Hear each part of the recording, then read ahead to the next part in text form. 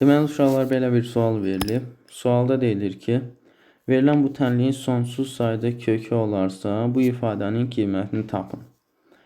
İlk öncə nə edirik? Bu ifadədəki bütün dəyişənləri gətirək sol tərəfə və ifadəni sıfıra bərabər eləyək. Yəni m kvadrat x, x-ləri bir yerə gətirək. Plus n kvadrat x minus 7x olar. İşarələri dəyişir. Minus 2m plus 7 bərabərdir 0. Buradan x-i mötərizə xaricinə çıxara bilərəm. X-i çıxarsam nə alıram? X vur m kvadrat plus n kvadrat minus 7 alıram. Və minus 2m plus 7 də öz yerində bərabərdir 0-a. Buradan nə alınır? Əgər bu tənlimizin sonsuz sayda kökü olması üçün bu dəyişənimiz və x-in əmsalı hər zaman 0-a bərabər olmalıdır. Yəni bu da 0 olmalıdır, bu da 0 olmalıdır və nəticə 0 verirsə bunun sonsuz sayda kökü var. O zaman yazıram ki, m kvadrat plus n kvadrat minus 7 x-in əmsalı bərabərdir 0. Buradan alıram ki, m kvadrat plus n kvadrat bərabərdir 7-yə.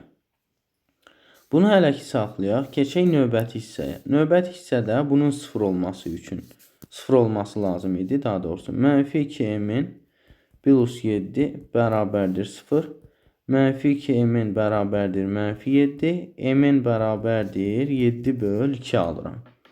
Daha sonra nə edirəm? Burada 7-nin yerinə mən baxın uşaqlar, burada nə edirəm? 2m'in 7 isə buradan bu 2m'ini hələ ki saxlayaq. Mənfiləri ixtisar eləyib 2m'in bərabərdir 7 alım. Yəni mənfiləri sildim.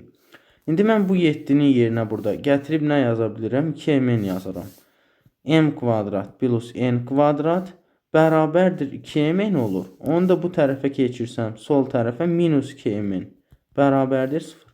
Bu da bizdə m minus n'in kvadratının açılışıdır. O 0-a bərabər verir. O zaman m minus n bərabərdir 0. Buradan n'i sağ tərəfə keçirsəm alıram m bərabərdir n. M'imiz nəyə bərabərdir? N'ə bərabərdir. Gətirib burada n olan yerlərə yazarsınız nə? M bərabərdir.